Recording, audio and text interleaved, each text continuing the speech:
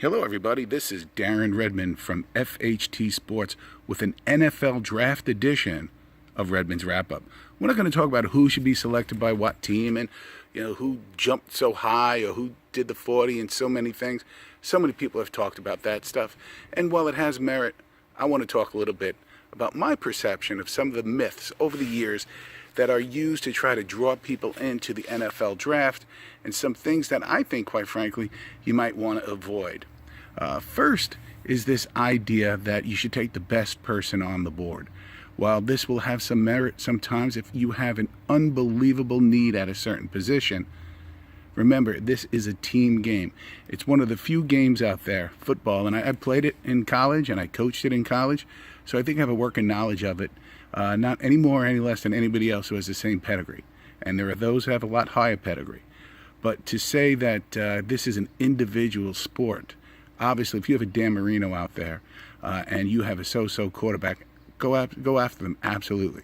But what you saw the Eagles do this year, what you saw the Ravens do in, 2001 with Trent Dilfer, is when you have a collective of very good players, that one added part where you may have a need, will overweigh, if you will, any other thing. So just look at what they did. You want to build a team, not just an individual. There are so many people. How many times did we see the Clowney video over and over on a couple of the other news sources, and you know who they are, showing the same hit in the backfield?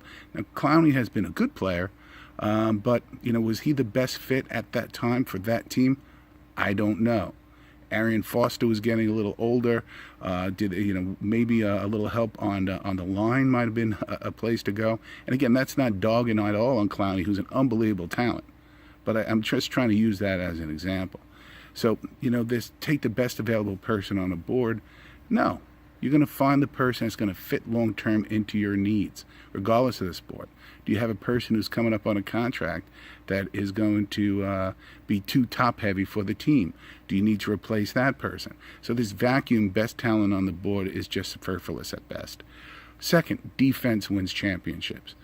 Defense helps you win a championship. One needs to look no further than the last Super Bowl. How many points were put on the board? Defense win that championship? No. Scoring early and often won that championship. So I am not downgrading at any point the need for a good defense, but the bottom line is you've never won a Super Bowl by not scoring any points. Cannot happen mathematically. So you need the ability to put the ball into the end zone. So you want to look at that. In terms of my philosophy, I'm a big believer in doing what a couple of the coaches have done in the past. I mean, if you can get a draft like the Pittsburgh Steelers did in 1974, where they got Jack Lambert and Lynn Swann and Donnie Shell, I believe, and it was just an unbelievable draft. Have at it. But I'm a big believer in taking your draft picks and trading them down for good, knowledgeable trades. How many times have you seen the Geno Smiths of the world be drafted and just not go anywhere? I'm a big believer, for example, I just use the Jets as a reference. I follow the Jets, I follow the Raiders, that, if available and his knee is healthy, make a second or third round draft choice trade for Teddy Bridgewater. The guy has merit and he can do some things, and trade down your picks. Keep trading down your picks to get very, very good players that could build a team instead of just going after that one, which one of the four quarterbacks should they take? No, look at everything and take a global approach. Actually build a team. Unlike the NBA, and it's not disrespecting the NBA, one person on the court, or in this person on the field, is not going to do a great thing. People keep bringing up the Dan Marino because they're trained to do so, but they forget that Dan Marino had Mark Clayton and Mark Super Duper to throw to. So, that's what happened there. You can look time and again. Joe Montana was not a first-round draft pick. People like to dog on the Ken O'Brien draft, and I understand why. You could have gotten Dan Marino and you passed him up. But think about it. Drafting after the 20th pick in the first round, how many of those people become the AFC Player of the Year? Ken O'Brien did. How many people go to a couple of Pro Bowls and last over 10 years? Now, again, they should not have picked Ken O'Brien in that position. But if you look at it, take away the Dan Marino variable, which you have to, for my argument to make any sense, just on paper, not a bad draft pick, though, of course, I would have never done it because Dan Marino was available. So really the list goes on and on, the Arch Leisters of the world.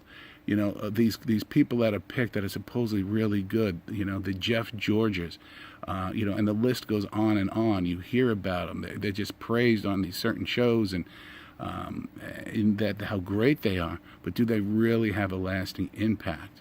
So many times it's the people you find in the second, the third, the fourth round, those fill-in players. Remember, the average lifespan of an NFL player is just 4 years.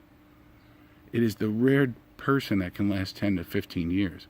There's one person that we respect highly around here, and that's Kevin Swyane. Kevin Swyane wasn't even drafted.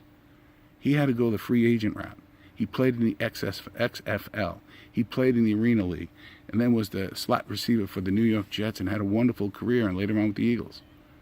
So the list really goes on and on about these myths that you hear about the draft day and what to expect during the draft. It's fun. I love it. You gather the friends together, maybe you have a cigar, maybe a cocktail, and you sit and you kind of root it on and have some fun. All about it. But when you're talking really analytically, taking that deeper dive, and not just the people at the magazines or the internet tell you to go follow. Remember, you're building a team. That's what you need to remember. So if you really care about your team, what are they doing globally? Meaning, what are they doing to build a strong team rather than just getting some individual, like the Manziels of the world, that everybody high fives, we got a person, and really, do they fit in? Do they fit into the corporate structure? And trust me, every football team has a corporate structure. So I don't want to belabor the point. These are just some few observations I have about the upcoming draft. Enjoy it, but think long term and act with integrity, always. So if you're rooting for a certain team or teams, think long term. Where are their needs as opposed to the best athlete? Defense doesn't always win championships. Oakland, more than a couple of years ago, show my age, they were scoffed at when in the first round they had a punter named Ray Guy that they selected. Nobody should pick a punter in the first round. Well, Ray Guy ended up in the Hall of Fame. And a lot of people who were chosen, before him or at that position since then are not. So he can show him his gold jacket as people who used to mock that he was picked in the first round would say anything. So that's it. I hope you found this helpful. Again, let us know your comments. Let us know what you think. Enjoy the draft tomorrow. It's a fun, great event. Please like and share our content. This is Darren Redmond for Redmond's Wrap Up. I'll still do a regular wrap up later. Darren Redmond from FHT Sports, Redmond's Wrap Up. And remember, Uncle Tony, what's going on? And the hockey guru, Serge Bogosian. So remember to watch their videos and share them as well. We want to thank you and have a great day.